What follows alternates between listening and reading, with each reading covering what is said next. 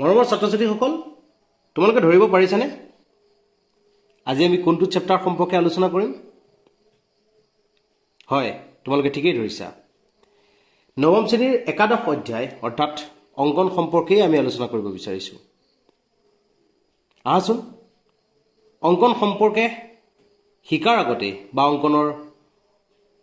প্ৰশ্নবোৰ সমাধান কৰাৰ আগতে আমাক আসলতে অংকনৰ বাবে কি কি প্ৰয়োজন হয় সেই সম্পৰ্কে আলোচনা কৰোঁ একেবাৰে প্ৰথম অংকনৰ ক্ষেত্ৰত আমাক প্ৰয়োজন হয় এডাল কম্পাছ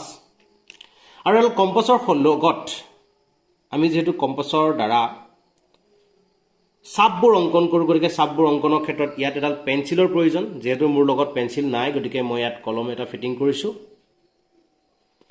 দুডাল পেন্সিল আমাক লাগে এডাল পেন্সিল চুটি কৰি ল'ব লাগে আৰু আনডাল পেন্সিল আমি দীঘল কৰি ল'ব লাগে অন্যহাতেদি একেদৰে আমাৰ দুডাল স্কেলৰ প্ৰয়োজন হয় জোখমাপৰ ক্ষেত্ৰত আমাক দুডাল স্কেলৰ প্ৰয়োজন হয় সৰু স্কেল দ্বাৰা আমি জোখমাপ কৰিবলৈ সহজ হয় আৰু ডাঙৰ ডালৰ দ্বাৰা চিনবোৰ টানিবলৈ আমাৰ সহজ হয় গতিকে এই সৰঞ্জামখিনি আমাক প্ৰয়োজন হয় যেতিয়া আমি অংকনটো কৰোঁতে যেতিয়া আমি পেন্সিলৰ দ্বাৰা অংকনটো কৰিম তেতিয়া আমাৰ লগত এডাল ৰবৰৰো প্ৰয়োজন হয় কিন্তু পৰাপক্ষত চিন্তা কৰিব লাগে যাতে কেতিয়াও এডাল চাপ দুবাৰ অংকন কৰিব লগা নহয় আৰু যাতে কেতিয়াও মচিব লগা নহয় গতিকে অংকনটো সদায় চাফ চিকুণ হ'ব লাগে তাৰ ওপৰত অংকনটো কৰিবলৈ বা কৰোঁতে আমাৰ সুবিধাজনক হয় গতিকে আহাচোন প্ৰশ্নবোৰ কেনেদৰে আমি সমাধান কৰিম বা বিভিন্ন ধৰণৰ কোনবোৰ কথানো আচলতে জানিব লাগে এই ভিডিঅ'টোৰ জৰিয়তে এটা এটাকৈ শিকিবলৈ চেষ্টা কৰোঁ আলোচনাৰ বাবে লোৱা একেবাৰে প্ৰথমটো কোণ হৈছে আমাৰ বাবে 60 ডিগ্ৰী কোণৰ অংকন 60 ডিগ্ৰী কোণৰ অংকন কেনেকৈ কৰা হয় সেই সম্পৰ্কে যদি আমি চাব বিচাৰোঁ একেবাৰে প্ৰথম আমাক প্ৰয়োজন হয় আমি এডাল ৰেখাখণ্ডৰ ওপৰত 60 ডিগ্ৰী কোণটোৰ যেহেতু অংকন কৰিম গতিকে আমি ইয়াত ৰেখাখণ্ডডালৰ ক্ষেত্ৰত আমি চাব লাগে সদায় আমি যেতিয়া এটা বিন্দুত কোনোবা এটা বিন্দুত আমি এটা কোণৰ অংকন কৰাৰ কথা চিন্তা কৰোঁ তেতিয়া সেই বিন্দুটো প্ৰথম আমি এনেদৰে ভালদৰে আমি বহাব লাগে আৰু এটা কথা খুব মনোযোগ দিব লাগে এই পেন্সিলডাল সদায় ভাৰ্টিকেল হ'ব লাগে সদায় 90 ডিগ্ৰী এংগল কৰি তাক আমি বহাব লাগে এনেদৰে বেকা বেকিকৈ পেন্সিলডাল বহালে আমাৰ অংকনটো বেয়া হয় সদায় একেবাৰে প্ৰথম কথাটো আমি তাক ভাৰ্টিকেলি বহাব লাগে তাৰপিছত সুন্দৰভাৱে এনেদৰে ভাৰ্টিকেলি আমি কি কৰিব লাগে কলমটো ৰাখি আমাৰ ৰেখাখণ্ডডাল প্ৰথম অংকন কৰি লোৱাৰ প্ৰয়োজন আছে এতিয়া আমি এডাল ৰশ্মি আঁকিছোঁ আৰু ৰশ্মিডালৰ এই বিন্দুটোক আমি ওৰে নামাংকন কৰিছোঁ আৰু আনটো প্ৰান্তত আমি এৰে নামাংকন কৰিছোঁ এতিয়া আমাৰ একেবাৰে প্ৰথম কামটো আমি শেষ হৈছে আমি এডাল আচলতে বেছ এটা কোণ আঁকিবলৈ যেহেতু আমাক এটা ভূমিৰ প্ৰয়োজন হয় সেই ভূমিটো আমি ৰেডি কৰি লৈছোঁ এতিয়া 60 ডিগ্ৰী কোণৰ অংকনৰ ক্ষেত্ৰত আমি ইয়াত কোনো ধৰণৰ মেজাৰমেণ্ট নলওঁ কোনো স্কেলত আমি জোখা নাই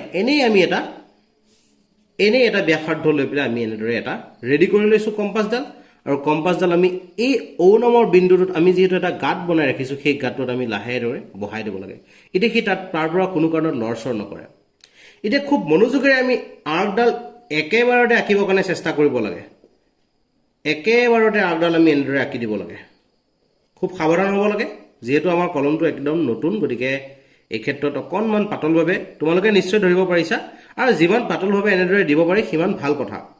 এতিয়া ইহঁতে কটাকটি কৰা বিন্দুটোকো যিটো বিন্দুত এই আমাৰ চাপটোৱে আমাৰ বাহুডালক কটাকটি কৰিলে সেই বিন্দুটোক আমি এনেদৰে পুনৰ দাগ দিব লাগে দাগ দিয়াৰ পিছত সেই কটাকটি কৰা বিন্দুটোত আমাৰ যিডাল কম্পাছডাল আমি যিদৰে জুখি ৰাখিছোঁ সেই জুখি ৰখা কম্পাছডালক কোনো ধৰণৰ সাল সলনি নঘটোৱাকৈ আমি পুনৰ দ্বিতীয়টো চাপ অংকন কৰিব লাগে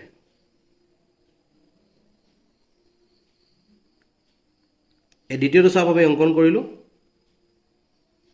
সুন্দৰভাৱে দ্বিতীয়টো চাপ আমাৰ বাবে সাজু হৈছে দ্বিতীয়টো চাপ অংকন কৰাৰ পিছত সি পূৰ্বৰ চাপটোক যিটো বিন্দু কটাকটি কৰিছে সেই বিন্দুটোক আমি এটা নাম দিব লাগে এই নামবোৰ দিয়াৰ ক্ষেত্ৰত আমি এনেদৰে সাৱধান হ'ব লাগে সদায় ভাৰ্টিকেলি আমি কলমটো বহাই পেলাই আমি দেখিলোঁ যে যিটো বিন্দু কটাকটি কৰিছে সেই বিন্দুটোৰ নাম দিলোঁ আমি বি এতিয়া ৰেখাৰে আমি ইয়াক সংযোগ কৰিব লাগে এই বিন্দুটো আমি এনেদৰে বহাই চাব লাগে যাতে কোনো কাৰণত আমাৰ লৰচৰ নহয় এতিয়া আমি সুন্দৰভাৱে তাক এনেদৰে আঁকি দিব লাগে এতিয়া যদি আমি চাওঁ এই কোণটোৰ মান আমাৰ বাবে কিমান হৈ আছে 60 ডিগ্ৰী হৈছে তো মই প্ৰথম কি কৰিছো একেবাৰে প্ৰথম এটা বিন্দু বহাইছো আৰু সেই বিন্দুটোৰ পৰা এটা ৰশ্মিৰ অংকন কৰিছো ৰশ্মিটো অংকন কৰাৰ পিছত যিটো বিন্দুৰ পৰা ৰশ্মি অংকন কৰিছো সেই বিন্দুটোত কম্পাছডাল বহুৱাই কোনো ধৰণৰ জোখমাপ নোলোৱাকৈ এটা বৃত্তৰ চাপ আমি অংকন কৰিলো বৃত্তৰ চাপটো অংকন কৰাৰ পিছত সেই বৃত্তৰ চাপটোৱে যিটো বিন্দুত আমাৰ ৰশ্মিটো কাটিছে সেই বিন্দুটোত কম্পাছডাল বহাই পুনৰ একেটা জোখতে অন্য এটা বৃত্তৰ চাপ আঁকিলো যিয়ে পূৰ্বৰ বৃত্তৰ চাপটোক বি বিন্দুত কাটিছে এই ও আৰু বি বিন্দু সংযোগ কৰিলো আৰু এই angle A O B A হ'ব আমাৰ বাবে 60 ডিগ্ৰী কোণ একেদৰে 120 ডিগ্ৰী কোণৰ অংকনৰ ক্ষেত্ৰতো আমি পোনপ্ৰথমতে এটা ৰশ্মি আঁকি ললো ৰশ্মিটো আঁকিবৰ বাবে আমি এটা পূৰ্বতে কৰাৰ দৰে এটা বিন্দু আমি দি ললো সাজু কৰি তাৰপিছত সেই বিন্দুটোৰ পৰা আমি এনেদৰে এটা ৰশ্মি ৰেডি কৰিলো আগত দিয়াৰ দৰে আমি ও এ নামাৰে নামাকৰণ কৰিলো তে ও এ নামেৰে নামাকৰণ কৰাৰ পিছৰ পৰ্যায়ত আমাৰ কি আছিল এটা বৃত্তৰ চাপ অংকন কৰা 60 ডিগ্ৰী কোণৰ অংকন কৰা প্ৰণালীটোৰ সৈতে প্ৰায় একে প্ৰণালী আমি এটা ব্যৱহাৰ কৰিছো এটা বৃত্তৰ চাপ আমাক প্ৰয়োজন আছে আমি এটা বৃত্তৰ চাপ আমি আঁকিলো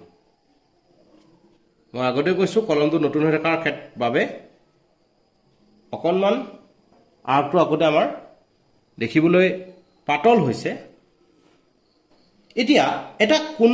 অংকন কৰিবলৈ যোৱাৰ আগত আমি কি কৰিছো একেবাৰে প্ৰথম অৱস্থাত আমি এটা বৃত্তৰ চাপ অংকন কৰিছো বৃত্তৰ চাপ অংকন কৰাৰ পিছত সেই বিন্দুতে কটাকটি কৰা ৰশ্মিটোক যিটো বিন্দুত বৃত্তৰ চাপটোৱে কটাকটি কৰিছে সেই বৃত্তৰ চাপটোৱে কটাকটি কৰা বিন্দুটোত আমাৰ কম্পাছডাল বহুৱাই পুনৰ একেই ব্যাসাৰ্ধ লৈ পেলাই অন্য এটা বৃত্তৰ চাপ অংকন কৰিলো আকৌ এতিয়া আমি দেখিলো যে আগতে 60 ডিগ্ৰী অংকন কৰোতে আমি যিখিনি প্ৰচিডিউৰ ব্যৱহাৰ কৰিছো সেইখিনিলৈকে এটো আমাৰ 60 ডিগ্ৰীটো যদি আমি জইন কৰি দিও আমাৰ বাবে এটা 60 ডিগ্ৰী কোণৰ অংকন হৈছে এতিয়া 120 ডিগ্ৰী কোণৰ অংকনৰ ক্ষেত্ৰত প্ৰথম বৃত্তৰ চাপটো দ্বিতীয় বৃত্তৰ চাপটোৱে যিটো বিন্দুত কাটিলে সেই বিন্দুত কম্পাছডাল বহুৱাই পুনৰ একেটা জোখৰ অন্য এটা বৃত্তৰ চাপ অংকন কৰিব লাগে এতিয়া এই বৃত্তৰ চাপটোৱে তৃতীয় বৃত্তৰ চাপটোৱে প্ৰথম বৃত্তৰ চাপটোক যিটো বিন্দুত কাটিলে সেই বিন্দুটোক আমি বি ৰে নামাকৰণ কৰি আমি যদি ওৰ লগত সংযোগ কৰো তেতিয়াহলে আমি কি পাম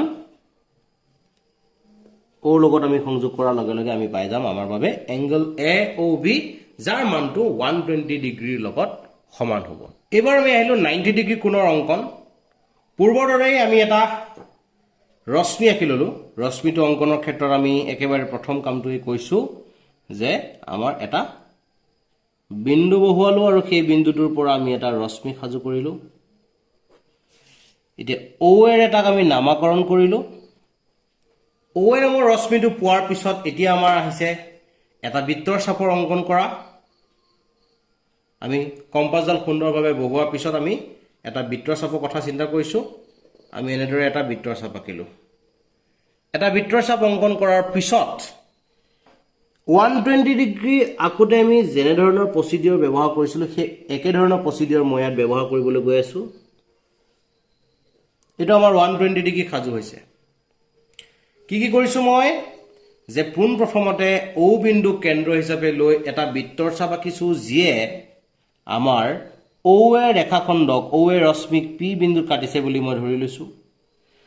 সেই পি বিন্দু কেন্দ্ৰ হিচাপে লৈ পূৰ্বৰ সৈতে একে ব্যাসাৰ্ধৰ অন্য এটা বৃত্তৰ চাপ আঁকিলো যিয়ে পূৰ্বৰ বৃত্তৰ চাপটোক কিউ বিন্দুত কাটিছে আকৌ কিউ বিন্দু কেন্দ্ৰ হিচাপে লৈ পূৰ্বৰ সৈতে একে ব্যাসাৰ্ধৰ অন্য এটা বৃত্তৰ চাপ আঁকিলো যিয়ে পূৰ্বৰ বৃত্তৰ চাপটোক আৰ বিন্দুত কাটিছে এতিয়া এই কিউ আৰু আৰ বিন্দু কেন্দ্ৰ হিচাপে লৈ এটো কিউ বিন্দু আৰু আৰ বিন্দু কেন্দ্ৰ হিচাপে লৈ কিউ আৰৰ আধাতকৈ বেছি দৈৰ্ঘ্যৰ কেনেকুৱা কথা কৈছো মই ইয়াত কিউ আৰু আৰ বিন্দুৰ মাজৰ দূৰত্বটো আমাৰ বাবে হৈ আছে মোটামুটি 5.5 সেন্টিমিটাৰ এটি কি হ'ব লাগিব 5.5 ৰ আধা 5 ৰ আধা বুলি ক'লে আমি 2.5 বুলি বুজি পাওঁ গতিকে আমি ধৰি লৈছো 3 সেন্টিমিটাৰ মোটামুটি 3 সেন্টিমিটাৰ লৈ এনেদৰে লৈছো আমি আধাতকৈ বেছি এখিনি আধাত পৰিব আৰু আধাতকৈ অলপ বেছি কৈ লৈছো আধাতকৈ অলপ বেছি কৈ লৈছো লৈ পেলাই আমি এটা বৃত্তৰ চাপৰ কথা চিন্তা কৰিছো বৃত্তৰ চাপটো এনেদৰে আমি আঁকি দিছো একেদৰে আৰ বিন্দুক কেন্দ্ৰ হিচাপে লৈও আমি এটা বৃত্তৰ চাপ আঁকিছো কি কৰিলো মই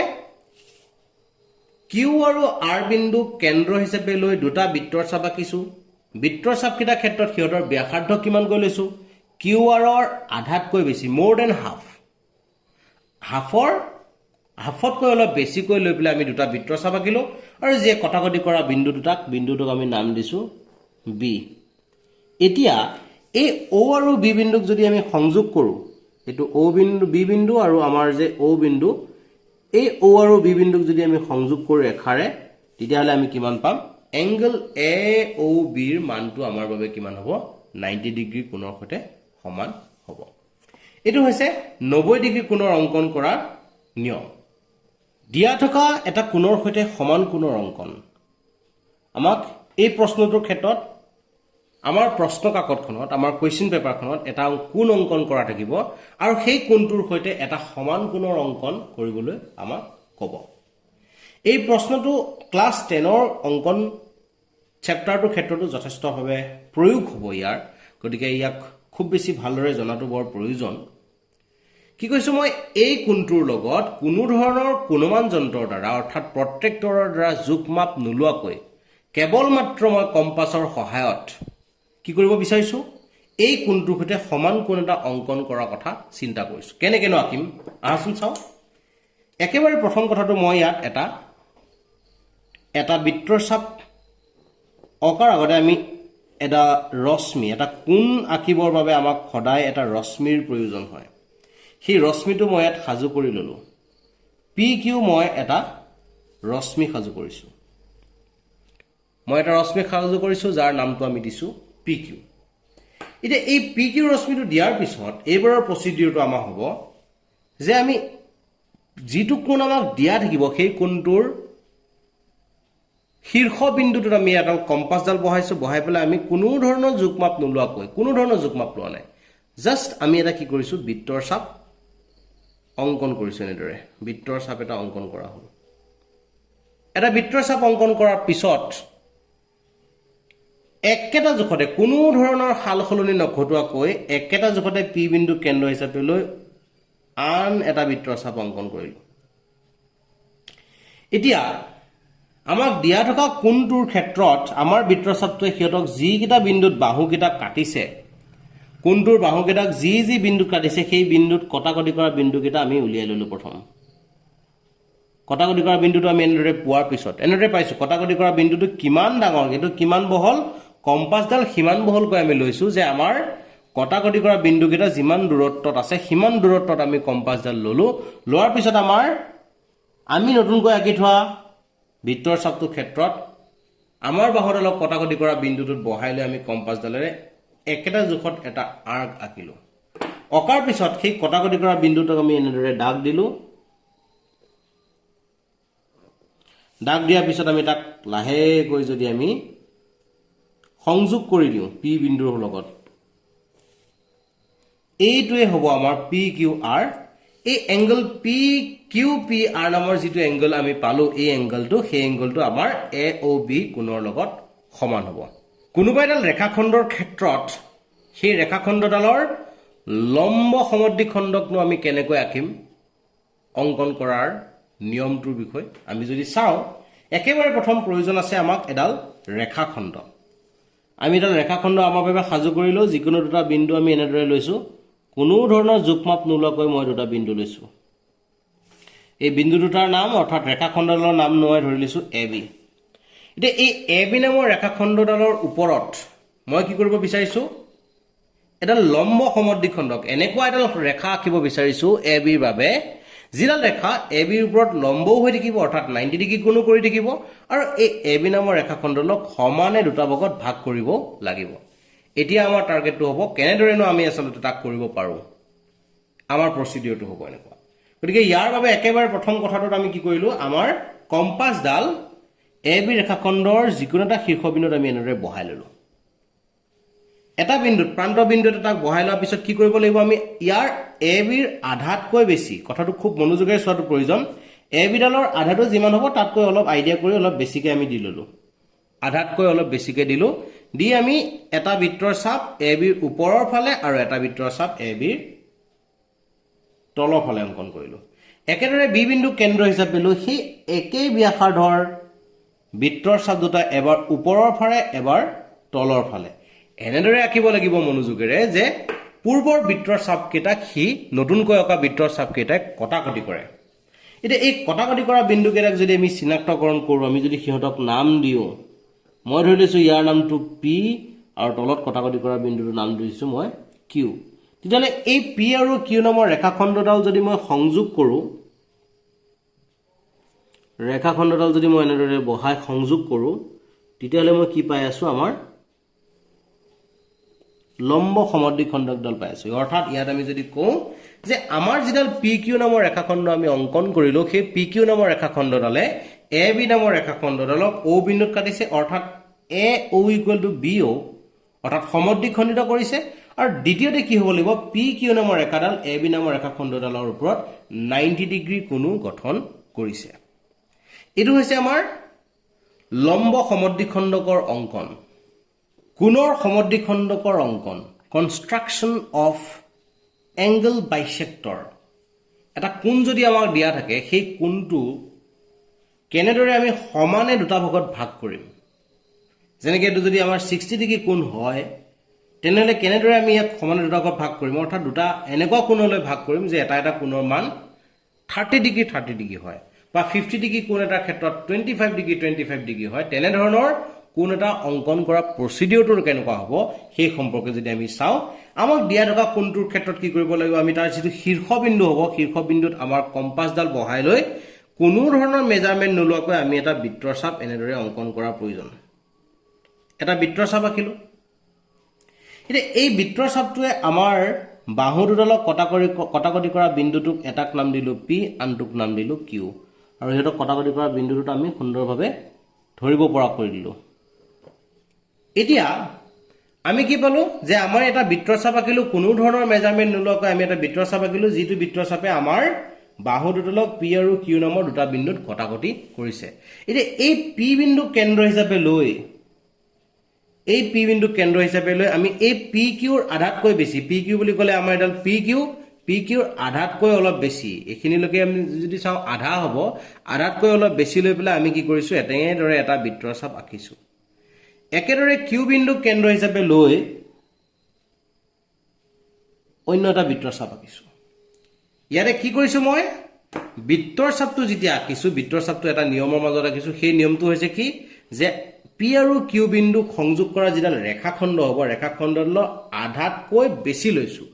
আধাতকৈ বেছিকৈ লৈ পেলাই দুটা বৃত্তৰ চাপ পি আৰু কিউ কেন্দ্ৰ হিচাপে লৈ আঁকিছোঁ আৰু এনেভাৱে আঁকিছোঁ যাতে সিহঁতে এডালে আনডালক কটাকটি কৰে এতিয়া কটাকটি কৰা বিন্দুটোক যদি আমি নাম দিওঁ যদি তাক চিৰে নামাকৰণ কৰোঁ তেতিয়াহ'লে এই অ' আৰু চি নামৰ বিন্দু দুটা যদি আমি সংযোগ কৰি দিওঁ সিহঁতক তেতিয়াহ'লে আমি কি পাই যাম আমাৰ বাবে কোণৰ সমদ্বিখণ্ডকডাল আমাৰ বাবে সাজু হৈ যায় এই অ' চিডাল যিডাল আমি পালোঁ সেই অ' চিডালে কি কৰিছে আমাৰ এংগল এ অ' বি নামৰ যিটো কোণ আছিলে সেই কোণটোক সমানে দুটা ভাগত ভাগ কৰিছে এই কোণটোৰ লগত এই কোণটোৰ মান সমান হ'ব পৰীক্ষাত বহুত বেছিকৈ আহি থকা এটা প্ৰশ্ন 22.5 ডিগ্ৰী কোণৰ অংকন কৰা 22.5 ডিগ্ৰী কোণৰ অংকন কৰা আমি দেখিলেই আচলতে আচৰিত লগা 22.5 ডিগ্ৰী মানে কেনেকুৱা হ'ব পাৰে একেবাৰে প্ৰথম যিহেতু ই মিশ্ৰ ৰূপত আছে গতিকে ইয়াক অপ্ৰকৃত ৰূপলৈ যদি আমি তাক কনভাৰ্ট কৰোঁ 22.5 বুলি ক'লে আমি তাক কি বুলি ক'ব পাৰোঁ 22 2 into 22 মানে হ'ব 44 আৰু 44 প্লাছ 1 কৰিলে আমি পাম 45 ডিভাইডেড বাই 2 অৰ্থাৎ 45 ডিগ্ৰী কোণৰ অংকন কৰি তাক যদি সমানে দুটা ভাগত ভাগ কৰি দিওঁ তেতিয়া আমি পাই যাম 22.5 এতিয়া আমিতো 45 ডিগ্ৰী কোণৰ অংকন কেনেকৈ কৰে সেই কথাটো আমি যদি নাজানো এতিয়া আমি যদি চাওঁ 45 ডিগ্ৰী কোণটো কাৰ লগত সম্পৰ্ক আছে আমি যেটো দুগুণ কথাটোই আমি জানো কাৰণ আমি সমদ্বিখণ্ডিত কৰা প্ৰচিডিউৰটোৰ বিষয়ে আমি ভালদৰে শিকিছো গতিকে এই 45 ডিগ্ৰী কোণটোক যদি আমি দুগুণ কৰোঁ তেতিয়ানো আমি কি পাওঁ 45 ৰ দুগুণ কৰিলে আমি পাম 90 ডিগ্ৰী অৰ্থাৎ কি কৰিব লাগিব একেবাৰে প্ৰথম আমি 90 ডিগ্ৰী কোণৰ অংকন কৰিম তাৰ পিছত আমি তাক দুভাগ কৰিলে আমি পাম 45 ডিগ্ৰী তাক আকৌ দুভাগ কৰিলে আমি পাম কিমান 22.5 ডিগ্ৰী এটো হৈছে আমাৰ প্ৰচিডিউৰ এটা তাৰ বাবে একেবাৰে প্ৰথম কামটো কি বুলি কৈছো আমি আমাক লাগিব এটা 90 ডিগ্ৰী কোণৰ অংকন কৰি ল'ব লাগিব প্ৰথম কামটো আমি কৰিলো আমাৰ বাবে এটা 90 ডিগ্ৰী কোণৰ অংকন আমি সাজু কৰিছো ও এ এটা আমি ৰশ্মি ললো ও এ ৰশ্মিটো লোৱাৰ পিছত আমি কম্পাস সুন্দৰভাৱে বহাই কম্পাসডাল বহোৱাৰ পিছত আমি কি কৰিছো সুন্দৰভাৱে এনেদৰে এটা আমি এটা বৃত্তৰ চাপ অংকন কৰিছো বৃত্তৰ চাপটোৱে কটাকটি কৰা বিন্দুটোক যেটো আমি 90 ডিগ্ৰী কোণৰ অংকন ইতিমধ্যে শিকি আহিছো গতিকে সেই প্ৰসিডিউৰ মতে আমি 90 ডিগ্ৰী কোণৰ অংকন কৰি লম এটা আমাৰ 90 ডিগ্ৰী কোণৰ অংকনৰ প্ৰসিডিউৰ আমি ব্যৱহাৰ কৰি আছো এতিয়া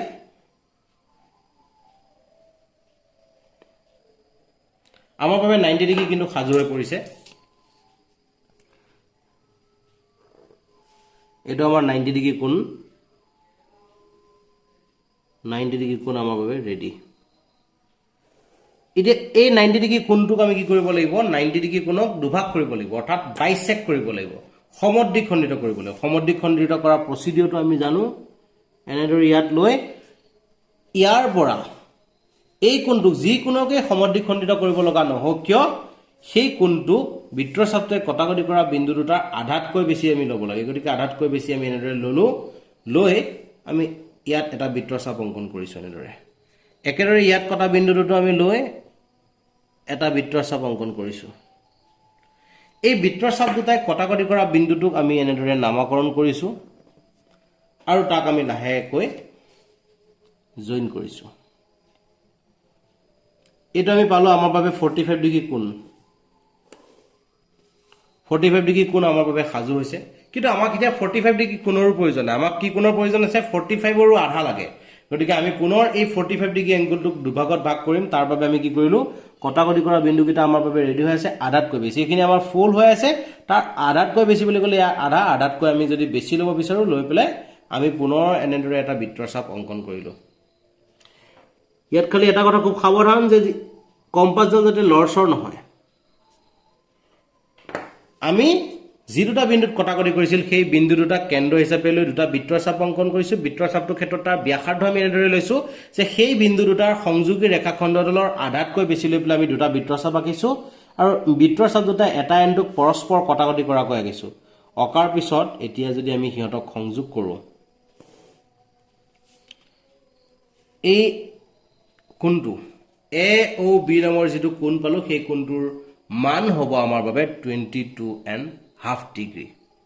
এটো হৈছে আমাৰ প্ৰসিডিউৰ 22.5 ডিগ্ৰী এতিয়া যদি আমাক কোৱা হয় যে 15 ডিগ্ৰী কোণৰ কেনেদৰে অংকন কৰা হ'ব 15 ডিগ্ৰী কোণ ইয়াক আমি আঁকিব নাজানো কিন্তু 15 ডিগ্ৰীক দুগুণ কৰিলে আমি পাম 30 ডিগ্ৰী 30 ডিগ্ৰীও আমি আঁকিব নাজানো ইয়াক যদি পুনৰ দুগুণ কৰো মাল্টিপ্লাইড বাই 2 কৰো তেতিয়া হলে আমি পাম 30 ক দুগুণ কৰিলে আমি পাম 60 ডিগ্ৰী এই 60 ডিগ্ৰী কোণটো আমি জানো অৰ্থাৎ 60 ডিগ্ৰী কোণ আঁকি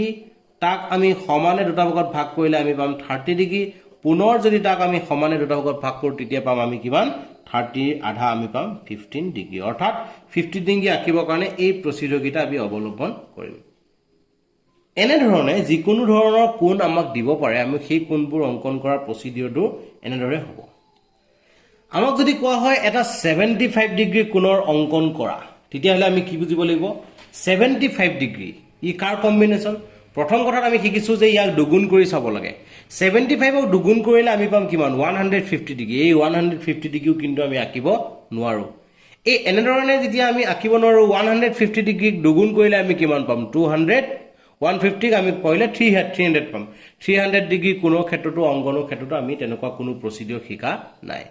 এতিয়া এই প্ৰসিডিউৰবোৰ যেতিয়া কামত নাহিলে তেতিয়া আমি কি কৰিব লাগে সদায় ই কোনোবা এংগলৰ কম্বিনেশন হৈ আছে নেকি কোনোবা দুই তিনটা এংগল লগ লাগি পেলাই যদি আমাৰ 75 ডিগ্ৰী বনিছে নেকি সেই কথাটো আমি চাব লাগে গতিকে তেনেদৰে যদি চোৱা যায় তেতিয়াহলে আমি দেখো যে 75 ডিগ্ৰী মানে হৈছে 60 ডিগ্ৰী প্লাস 15 ডিগ্ৰী 60 ডিগ্ৰী আৰু 15 ডিগ্ৰী লগ লাগিলে আসলে কি পাই যাও আমি 75 ডিগ্ৰী পাও বা আমি এনেদৰে ক'ব পাৰো 90 ডিগ্ৰী মাইনাস 15 ডিগ্ৰী কৰিলেও আমি পাও আমাৰ বাবে 75 ডিগ্ৰী গতিকে এই ক্ষেত্ৰত আমি এনে ধৰণৰ 75 ডিগ্ৰী কোণ এটা অংকনৰ ক্ষেত্ৰত আমি কি প্ৰসিডিউৰ ল'ব পাৰো একেবাৰে প্ৰথম আমি 90 ডিগ্ৰী কথাটোকে আমি চিন্তা কৰো যদি আমি এনেদৰে যাও তেতিয়া হলে এটো আমাৰ সাজু হৈছে আমাৰ বাবে এটা ৰশ্মিটো অংকন কৰাৰ পিছত প্ৰথম কামটো আমি পূৰ্বতে কৰি অহাৰ দৰে 90 ডিগ্ৰী অংকন কৰাৰ যিখিনি প্ৰসিডিউৰ আছিল সেই প্ৰসিডিউৰ মতে আমি আগবাঢ়িব লাগে কোনো ধৰণৰ ইয়াত বেলেগ নীতি নিয়ম নাই আমি এটা বৃত্তৰ চাপ সুন্দৰভাৱে অংকন কৰিব লাগে আঁকিলো এটা বৃত্তৰ চাপটো অংকন কৰাৰ পিছত আমি ইয়াৰ কটাকটি কৰা বিন্দুটোক আমি এনেদৰে নামাকৰণ কৰিলো কোনো ধৰণৰ লৰচৰ নকৰাকৈ আমি কম্পাছডালেৰে এটা 60 ডিগ্ৰী কোণ অংকন কৰিলো 60 ডিগ্ৰী কোণ অংকন কৰাৰ পিছত পুনৰ আমি তাক কি কৰিলো আমি 120 ডিগ্ৰী কোণ অংকন কৰিলো 120 ডিগ্ৰী কোণ অংকন কৰাৰ পিছত ইয়াক আমি সমানে দুটা ভাগত ভাগ কৰি আমাৰ বাবে 90 সাজু কৰিলো ইয়াত মই ওপৰাওপৰিকৈ আঁকিব লগা হৈছে গতিকে এই ক্ষেত্ৰত ছাত্ৰ-ছাত্ৰীসকলে নিজেই মনোযোগেৰে আঁকোতে তাক আমি সাৱধানভাৱে কৰিব লাগিব এতিয়া আমাৰ বাবে আমি পাই আছো আমাৰ 90 ডিগ্ৰী কোণৰ অংকন আমি কৰা হৈছে এখিনি যদি আমি সাৱধানতাৰে চাও তেতিয়ালে মই দেখিছো ইয়াতে আমাৰ 90 ডিগ্ৰী কোণৰ অংকন হৈ গৈছে এটো আমাৰ বাবে 90 ডিগ্ৰী কোণ ইয়াৰ পৰা আৰম্ভ কৰি এই কোণটো আমাৰ বাবে 90 ডিগ্ৰী এতিয়া যদি ইয়াত চোৱা যায় ইয়াৰ পৰা আৰম্ভ কৰি এইখিনিৰ পৰা আৰম্ভ কৰি এনেদৰে গৈ এই কোণটোলৈকে এটো হৈছে আমাৰ 60 ডিগ্ৰী কোণ আৰু এই 60 ডিগ্ৰীৰ পৰা এইখিনি পোৱাৰ লগে লগে এটো হৈছে আমাৰ বাবে 90 ডিগ্ৰী কোণ অৰ্থাৎ কি বুজিব লাগিব যে 60 আৰু 60 লগত এইখিনি 30 প্লাস কৰি পেলাই আমি পাইছো 90 অৰ্থাৎ এই কোণৰ মানটো কিমান এইখিনিৰ পৰা এইখিনিলৈ ইয়াৰ পৰা ইয়ালৈ দূৰত্বটো এইখিনিক আমি কি বুলি কৈ আছো এটো আমাৰ বাবে 30 ডিগ্ৰী কোণ এতিয়া এই 30 ডিগ্ৰীক যদি আমি সমানে দুটা ভাগত ভাগ কৰো আমি কিমান পাম 15 পাই যাম গতিকে ইয়াত কি কৰিব পাৰো আমি এই কোণটোক আকৌ সমানে দুটা ভাগ কৰাৰ প্ৰয়োজন আহিলে গতিকে তাৰ বাবে কম্পাছডাল এনেদৰে বহাইলে আমি সুন্দৰভাৱে ইয়াক আমি আধাতকৈ বেছি লওঁ ভাগ কৰাৰ নিয়ম যেহেতু এটা সেই প্ৰসিডিউৰটোকে আমি ব্যৱহাৰ কৰি থাকিম বাৰে বাৰে এটো আমি সুন্দৰভাৱে কম্পাছডাল ধৰি লৈ আমি তাক কোনো ধৰণৰ লৰচৰ নকৰাকৈ আমি অংকন কৰিব লাগিব এটো অংকন কৰিলো কটাকটি কৰা বিন্দুটা যেহেতু বিচাৰি পালো সেই বিন্দুটোক আমি নাম দিলো এনেদৰে নাম দিয়াৰ লগে লগে ইয়াক আমি যদি জয়েন কৰি দিও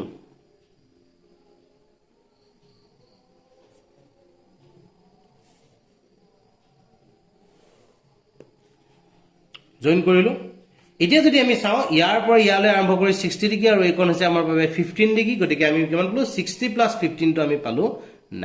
75 ডিগ্ৰী একেদৰে এইখিনিৰ পৰা আৰম্ভ কৰি ইয়াৰ পৰা আৰম্ভ কৰি এইখিনিলৈকে যদি 90 হয় 90 পৰা যদি 15 ডিগ্ৰী কমি আহো তেতিয়াও আমি পাই আছো 75 ডিগ্ৰী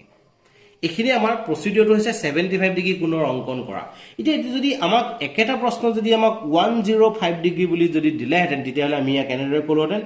90 ডিগ্ৰী প্লাস 15 ডিগ্ৰী এবাৰ কিন্তু 90 ডিগ্ৰীৰ পৰা আমি বাঢ়ি যোৱাৰ কথা আহি গল তে বাঢ়ি যাব যেহেতু লাগিব গতিকে চাও আমি এইখিনিলৈকে যদি 90 ডিগ্ৰী হয় ইয়াৰ পৰা আৰম্ভ কৰি এইখিনি পোৱালৈ আমাৰ এটো হ'ব আমাৰ বাবে 120 ডিগ্ৰী অৰ্থাৎ 90 ৰ পৰা কিমান বাঢ়ি গৈছে 120 পাবলৈ 30 ডিগ্ৰী কোণ এটা বাঢ়ি গৈছে এইখিনিত পাই থকা 30 ডিগ্ৰী কোণটোক যদি আমি সমানে দুটা ভাগত ভাগ কৰো তেতিয়াহলে আমি পাম 15 আৰু 90 লগত 15 প্লাস কৰিলে আমি পাম 105 ডিগ্ৰী গতিকে তোমালোকৰ বাবে এই 105 টো হোমৱৰ্ক হিচাপে ৰাখিলো তোমালোকে ঘৰত কৰি চাবা আৰু এটা কোণ আমাৰ বাবে দিয়ে কেতিয়াবা হেতু হৈছে 135 ডিগ্ৰী কোণ 135 ডিগ্ৰী কোণ পাবলৈ বাবে কি কি প্ৰয়োজন আছে প্ৰথম কথাত আমাক এটা 90 ডিগ্ৰী কোণ লাগিব 90 ৰ লগত যদি আমি 45 ডিগ্ৰী প্লাস কৰো তেতিয়া আমি পাই যাও আমাৰ বাবে এটা 135 ডিগ্ৰী কোণ গতিকে তোমালোকে নিশ্চয় কৰিব পাৰিবা যে 90 ডিগ্ৰী কোণটো অংকন কৰাৰ পিছত আমি জানো কোনোবা এটা ৰেখাৰ ক্ষেত্ৰত আমি এনেদৰে চাও এটো আমাৰ 90 ডিগ্ৰী হয় আৰু এই ফললৈ এইখিনিলৈ এটো থাকে আমাৰ 180 ডিগ্ৰী এটো টোটাল 180 ডিগ্ৰী এটো 90 আৰু ইফালেও 90 এতিয়া ঘটনাটো হৈছে যে এইখিনিৰ পৰা এইখিনিলৈ 90 ইয়াৰ পৰা ইয়ালৈ আমাক 90 এই 90 টোক যদি আমি সমানে দুটা ভাগত ভাগ কৰি দিও তেতিয়ালে আমি পাই যাও 45 অৰ্থাৎ 90 ৰ লগত 45 টো প্লাস কৰি আমি পাম 135 ডিগ্ৰী এই দুটা 135 ডিগ্ৰী কোণৰ অংকন আৰু 105 ডিগ্ৰী কোণৰ অংকন তোমালোকৰ বাবে মই হোমৱৰ্ক হিচাপে ৰাখিছো ইয়াৰ পিছৰটো ভিডিঅত ইয়াৰ পিছৰটো এক্সাৰসাইজ লৈ তোমালোকৰ মাজলৈ পুনৰ আহিম যেহেতু 11.1 এক্সাৰসাইজত থকা আটাইকেইটা কথাই মই তোমালোকৰ মাজত আলোচনা কৰিছো গতিকে আজিলৈ ইমানেই ধন্যবাদ